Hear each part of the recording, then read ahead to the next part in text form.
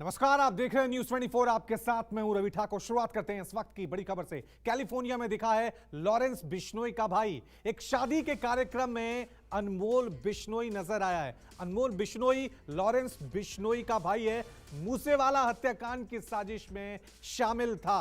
इस वक्त की ये बड़ी खबर हम आपको बता रहे हैं। अमेरिका के कैलिफोर्निया में मूसेवाला हत्याकांड के साजिश का आरोपी अनमोल बिश्नोई लोकेटेड किया गया। ये तस्वीरें, ये वीडियो हम आपको दिखा रहे हैं। एक शादी के पार्टी की ये तस्वीर है जिसमें आप साफ तौर से देख सकते हैं कि वहां पर अनमोल बिश्नोई मौजूद है। पंजाब पुलिस की वांटेड लिस्ट में है अनमोल बिश्नोई। लॉरेंस बिश्नोई का भाई है। मूसेवाला की हत्या की साजिश में एक आरोपी है। और ये वीडियो देखकर आप अंदाजा लगा सकते हैं कि कितनी आराम से और कितने ऐशो आराम की जिंदगी अमेरिका की कैलिफोर्निया में जी रहा है अनमोल बिश्नोई। पंजाब पुलिस एक के बाद एक कई आरोपियों की तलाश में जुटी हुई है। कई लोगों का एनकाउंटर भी हो चुका है।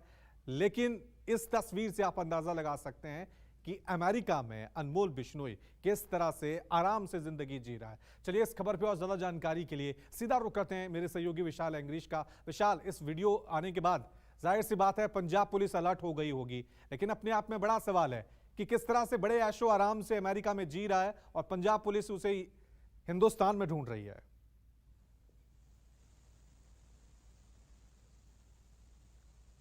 देखिए, जिस तरह से पहले ही जो सिद्धू मूसेवाला का हत्याकांड होता है और उसके बाद अनमोल बिश्नोई और सचिन थापन जिसको अजरबैजान में डिटेन कर लिया गया था, दोनों ही अपना जो नकली पासपोर्ट है, नकली पासपोर्ट बनाने के बाद नेपाल जाते हैं और नेपाल के रास्ते वो अजरबैजान में जाते हैं, जहां से ये कनाडा के लिए रवाना हो जाता है। और कनाडा से अब अमेरिका में ये स्पॉट हुआ है 16 तारीख को, 16 अप्रैल को, जहां पर बेकरफील्ड में एक शादी समारोह में है। और वहीं पर उसके साथ है मशहूर पंजाबी सिंगर हैं कर्ण औजला। कर्ण औजला ने अपनी सफाई भी दी है कि उनको घर वालों ने शादी समारोह के लिए बुक किया था, इसीलिए वो आया था, ना कि किसी भी तरह से अनमोल के साथ उसकी कोई भी जान पहचान तक नहीं है। लेकिन अपने अपने सवाल काफी बड़े खड़े हो जाते हैं कि जिस तरह से पंजाब में इस जघन्य हत्याकांड को अंजाम देने के बाद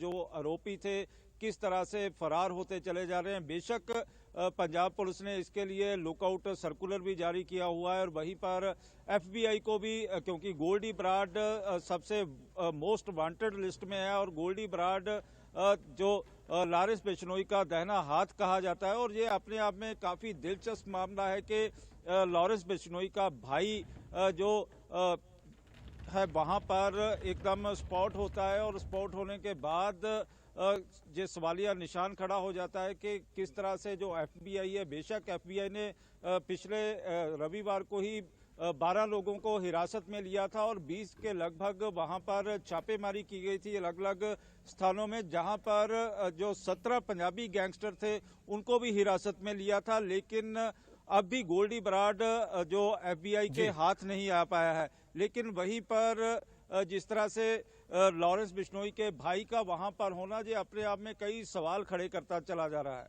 बिल्कुल, अपने आप में कई सवाल जो हैं विशाल यहां पर खड़े हो रहे हैं। एक सवाल जो यहां पे और सामने आ रहा है वो ये कि पंजाब पुलिस और लगातार उसे ढूंढ रही थी, लेकिन कितनी आसानी से अपराधी इस देश में नेपाल जाते हैं, नेपाल के रास्ते से फिर कनाडा पहुंचते हैं और फिर अमेरिका पहुंच जाते हैं।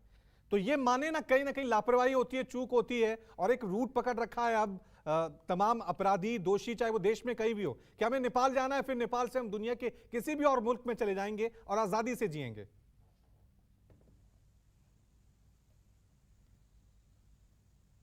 देखिए, देश के जो अपराधी हैं, अपराधियों के लिए नेपाल एक आसान रास्ता भी है और वहां पर पैसे के बल के ऊपर सारा कुछ अपने आप ही मैनेज कर लेते हैं। और अनमोल बिश्नोई ने भी ऐसा ही किया होगा, क्योंकि सचिन थापन और दोनों अपना डुप्लीकेट जो पासपोर्ट है, पासपोर्ट बनाते हैं और पासपोर्ट बनाने के बाद नेपाल के हवाई अड्डे से फरार हो जाते हैं, अजरबैजान जाते हैं।